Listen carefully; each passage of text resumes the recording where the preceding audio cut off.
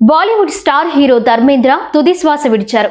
కొద్ది కాలంగా అనారోగ్య సమస్యలతో బాధపడుతున్న ధర్మేంద్రను ముంబైలోని బ్రీచ్ క్యాండీ ఆసుపత్రికి తరలించారు.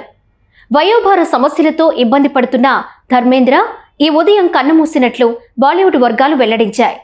89 ఏళ్ల ధర్మేంద్ర దీర్ఘకాలిక సమస్యలతో బాధపడుతున్నట్లు కుటుంబ సభ్యులు తెలిపారు. సరిగ్గా 15 రోజుల క్రితమే అనారోగ్య సమస్యలతో ముంబైలోని బ్రీచ్ క్యాండీ ఆసుపత్రిలో చేరిన ధర్మేంద్ర కోలుకున్నారు. అప్పుడే ధర్మేంద్ర మృతి చెందినట్లు వార్తలొచ్చాయి. వీటిని కుటుంబ సభ్యులు కొట్టివేశారు.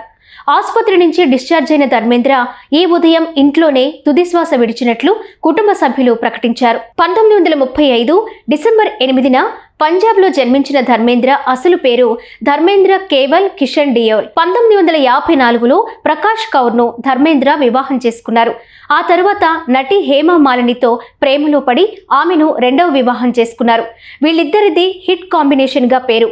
ధర్మేంద్రకు సన్నీ డియోల్, బాబీ డియోల్ సహా 6 సంతానం. త్వరలో విడుదల కానున్న 21 అనే సినిమాలో ధర్మేంద్ర చివరిసారి నటించారు.